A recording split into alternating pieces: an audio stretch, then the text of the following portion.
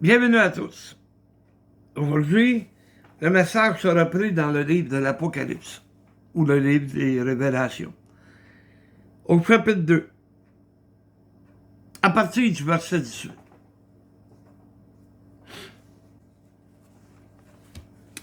Écrit à l'ange de l'église de Thyatire.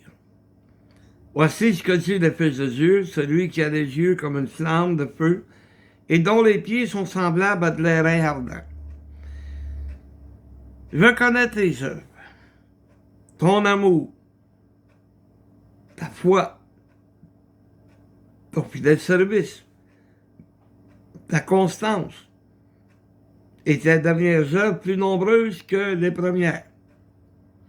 Mais, il y a un mais. Pourtant, c'était une église que Jésus admirait pour toutes les grandes qualités qu'elles avaient, pour le travail qu'ils effectuaient pour Dieu. Mais, il y a quelque chose qui est venu gonfler tout ça.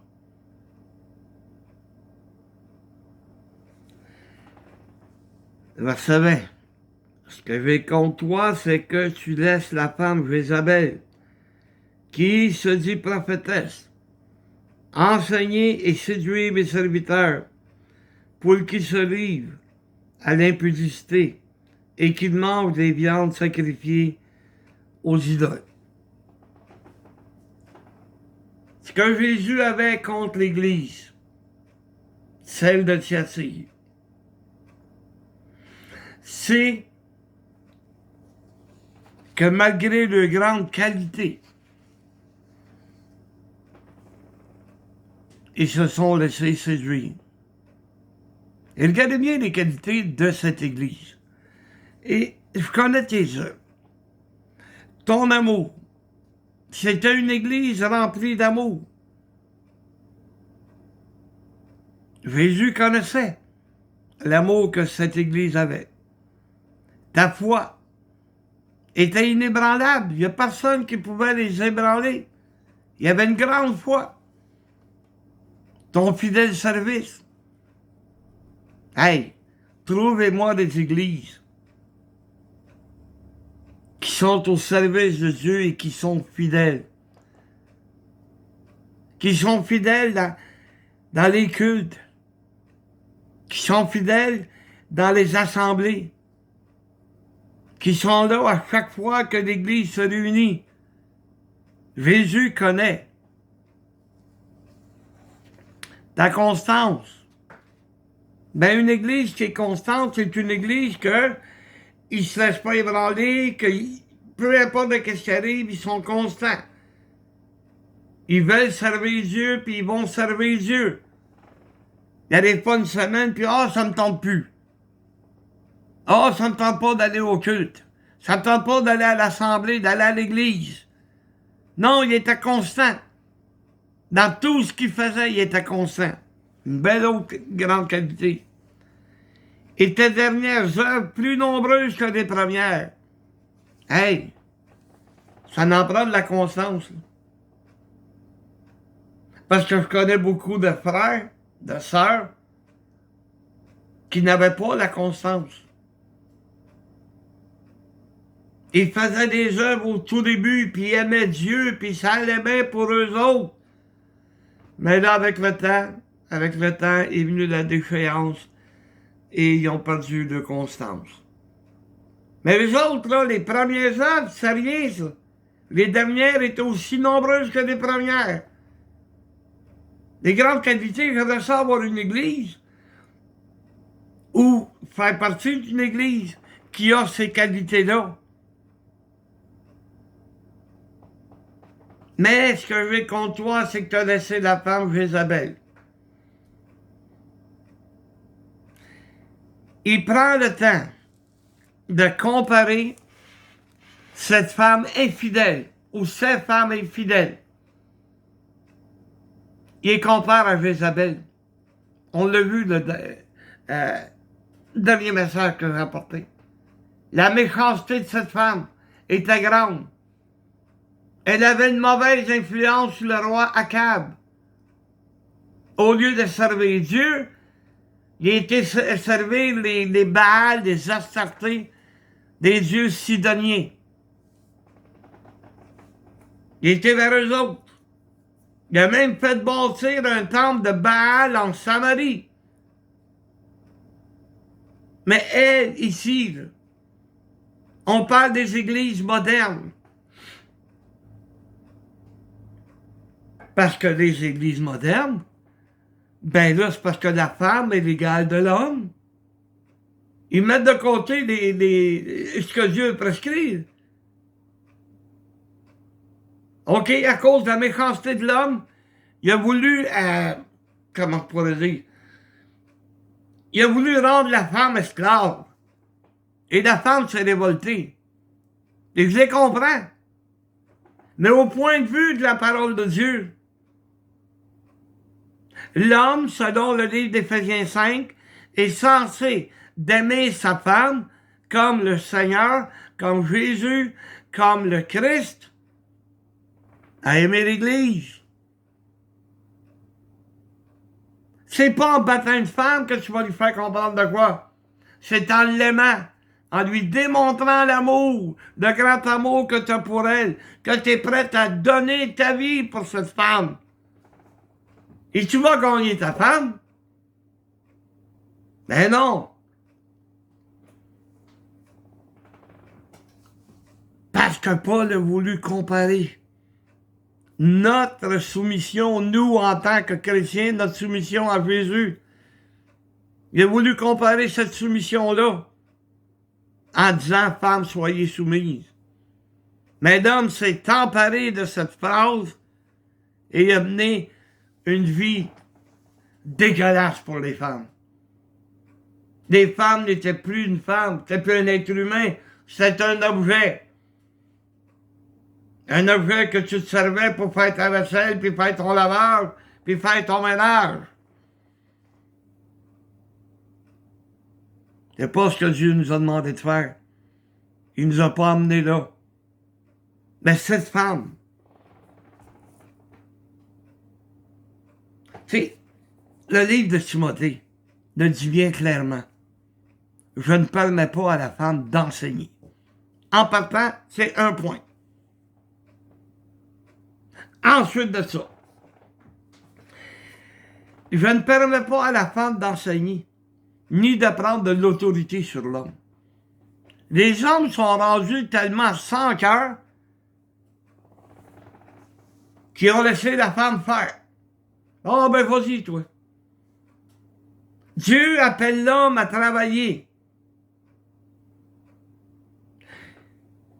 L'homme, selon le livre d'1 Corinthiens, est le chef de la femme, comme Jésus est le chef de l'homme. Il a une responsabilité de conduire sa femme à s'approcher de Dieu. Il n'a pas dit « sac j'ai volé, malade dans une barouette, puis amène-la à l'église ». Sois un modèle, sois un exemple. Aime cette femme ou ta femme comme Jésus a aimé son Église, qui a donné sa vie pour elle. C'est à ça que nous sommes appelés, nous les hommes. Hey, regardez bien, c'est dans 1 Corinthiens 14.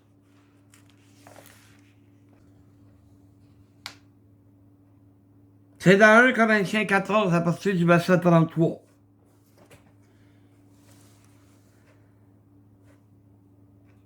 Même le verset... Oui, c'est ça que j'ai dit 33, excusez-moi. Car Dieu n'est pas un Dieu de désordre, mais de paix. Comme dans toutes les églises des saints, OK? Que les femmes se taisent dans les assemblées, car il ne leur est pas permis d'y parler, mais qu'elles soient soumises selon ce que dit aussi la loi. Si elles veulent s'instruire de quelque chose, qu'elles interrogent leur mari à la maison, car il est malséant à une femme de parler dans l'église. Il semble que c'est clair. Comment se fait que les femmes d'aujourd'hui modernes qui prêchent à la place des hommes, parce que les hommes sont trop sans cœur pour prendre leurs responsabilités envers Dieu?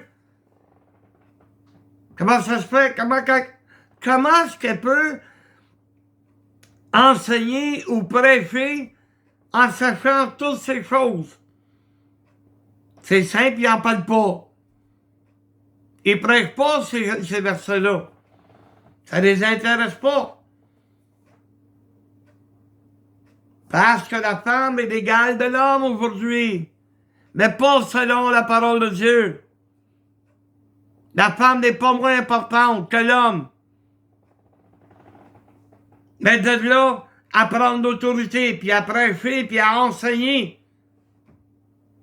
Et la femme Jézabel se prend pour une prophétesse. Ellen White,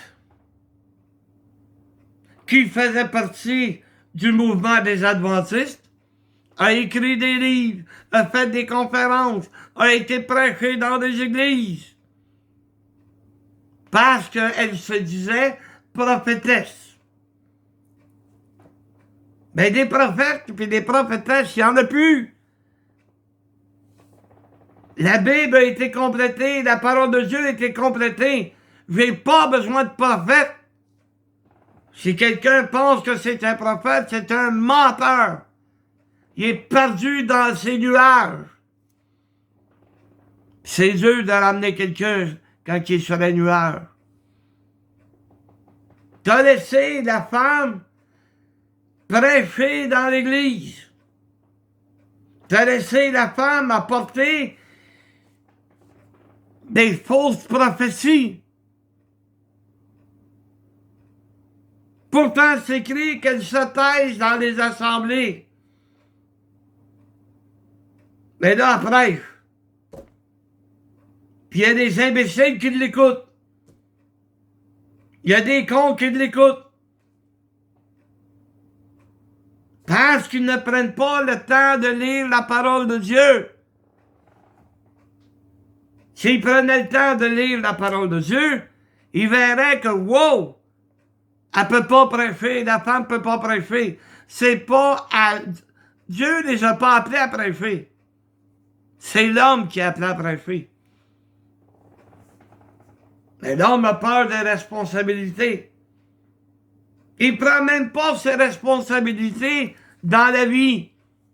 Dans la vie de chrétien, il ne prend même pas ses responsabilités.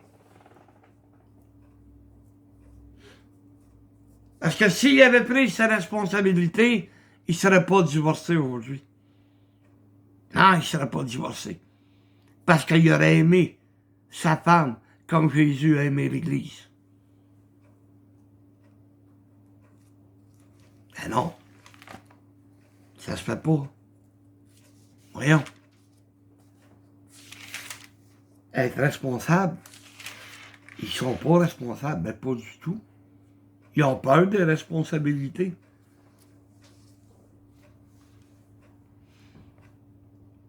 Je suis pas meilleur homme qu'un autre. J'ai pris mes responsabilités dans ma vie. J'ai conduit ma femme. J'ai conduit mes enfants. Je les ai amenés à s'approcher de Dieu. De quelle manière? En les aimant. Ceux qui connaissent ma femme elle aurait jamais accepté que je la force à venir à l'église, que je la frappe pour venir à l'église. Jamais. On était deux. Toutes les responsabilités, on les a prises ensemble. Quand il s'agissait de, bon, qu'est-ce qu'on fait avec un tel problème, c'est ensemble. J'avais besoin de ma femme, comme elle avait besoin de moi. Mais j'ai pris mes responsabilités. Quand Dieu m'a appelé dans le ministère, j'ai pris mes responsabilités. Et je suis allé dans le ministère. Et j'y suis encore. Et je vais y rester jusqu'à ma mort.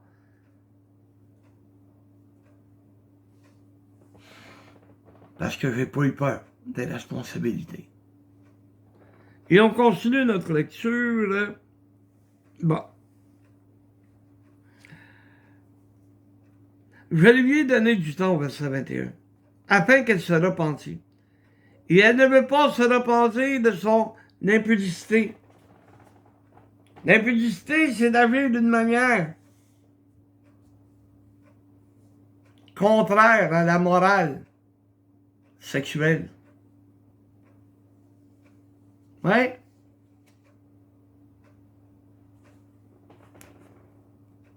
L'impudicité.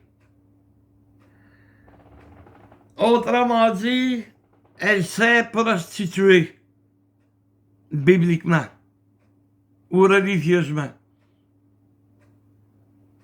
Elle a accepté le mensonge dans sa vie. Elle a accepté de répandre ce mensonge, de répandre ces mensonges, en prêchant la parole de Dieu, en séduisant des serviteurs qui, au lieu de lire leur Bible, le laissaient faire. Si une femme se lève dans l'église, où est-ce que je vais être? Croyez-moi qu'elle va s'asseoir. Elle ne commencera pas à prêcher.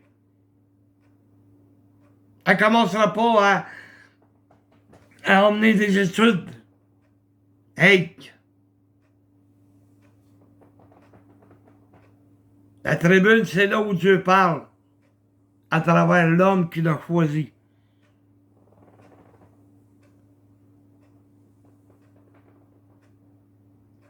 Voici, je vais l'arrêter sur un lit et envoyer une grande tribulation à ceux qui commettent adultère avec elle, à moins qu'ils ne se repentent de leurs œuvres.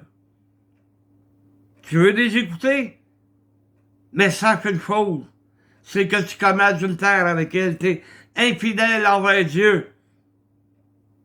Et tu vas avoir à le regretter. Je ferai mourir de mort ses enfants, et toutes les églises connaîtront que je suis celui qui sonde les reins et les cœurs, et que vous rendrez à chacun selon vos œuvres.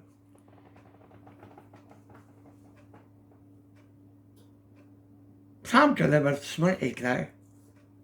Je vois pas en quoi tu pourrais te défendre face à Dieu. Même si toute ta vie, tu as glorifié Dieu, tu as prié Dieu, même si tu as fait les œuvres, malgré ton amour, ta foi, malgré tout ça, tu laisses la femme prêcher dans l'église, enseigner dans l'église, tu vas avoir à le regretter. Et je veux pas répondre à Dieu. J'ai mon temps passé pour « Ah, t'es un vieux jeu, ah, t'es pas moderne ». Je m'en fous. J'aurai à répondre à Dieu de ce que j'aurai enseigné. Et j'ai pas peur de ce que j'ai enseigné jusqu'à présent. Et je vais continuer à enseigner puis à prêcher, à crier fort s'il le faut. Malgré qu'aujourd'hui, même si tu crierais à plein poumon, ça donne rien. Non, parce que le monde écoute d'un bord puis ça sort de l'autre. Quand ça les concerne, ils se bouclent les oreilles. Mais tôt ou tard, on va se présenter devant Dieu. Et je n'ai pas honte. J'ai même hâte. Verset 24. À vous, à toutes les autres de Thyatire, qui ne reçoivent pas cette doctrine, cet enseignement. Tu sais, c'est Jésus là, qui l'amène, cet enseignement. On l'a vu dès le début. Mais si tu n'acceptes pas l'enseignement de Jésus, tu vas avoir le regretter. Et qui n'ont pas connu les profondeurs de Satan, comme il les appelle. Je vous dis, je ne mets pas sur vous d'autres fardeaux. Seulement ce que vous avez, retenez-le jusqu'à ce que je vienne. Les belles choses que tu faisais, retiens-les. Lève-toi, puis, hey, t'as pas d'affaire à prêcher, t'as pas d'affaire à enseigner. Dieu va nous emmener quelqu'un. Il va nous envoyer un roi, un messager, quelqu'un qui va nous enseigner selon la vérité. Tu sais, ça fait combien d'années que vous entendez parler que bientôt il va y avoir des femmes prêtres? Ah oui, des femmes vont pouvoir emmener la messe. Déjà, c'est parti avec plusieurs religions qui laissent la femme prêcher, qui laissent la femme enseigner. Malgré les avertissements. Malgré que Dieu dit que, hey, Dieu n'est pas un Dieu de désordre. Tu peux pas faire ce que tu veux. Là. Que les femmes se taisent.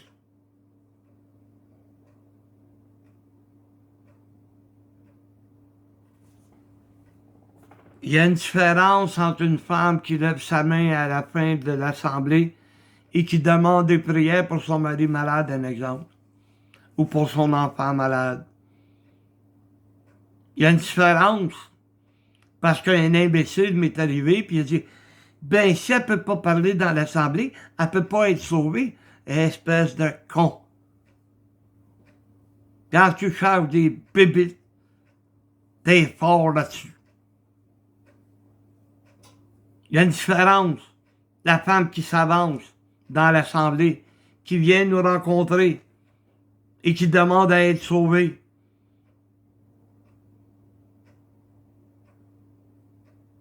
On le transmet à l'Église de qu'est-ce qu'il nous a demandé. Il y a une différence entre ça et prêcher. Méchante différence. Méchante différence entre enseigner. Hey. Je ne permets pas à la femme de prendre l'autorité sur l'homme. Ah là, ça a été là. Oh. Il fallait écraser les femmes. Voyons donc!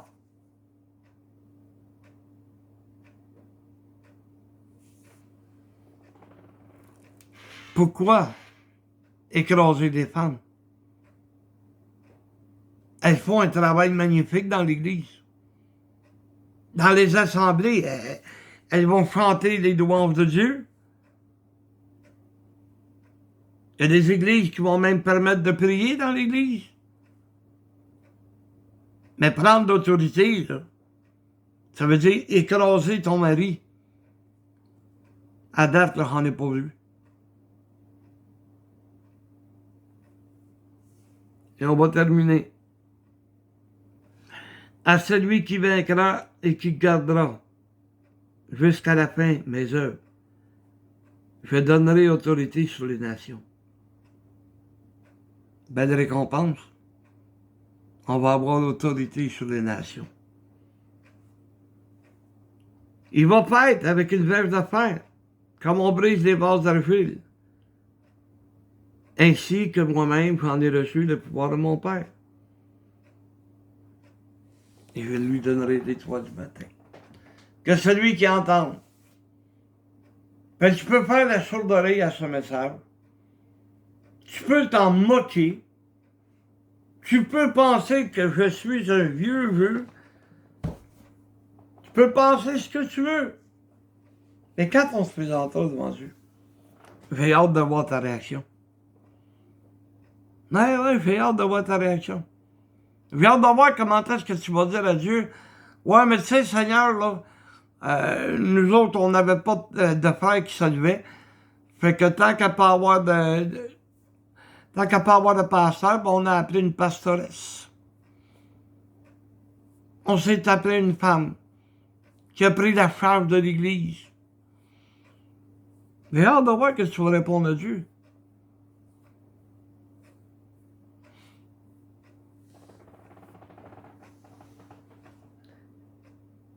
C'est ça que Dieu m'avait mis à cœur de vous apporter aujourd'hui. Que Dieu vous bénisse. Amen.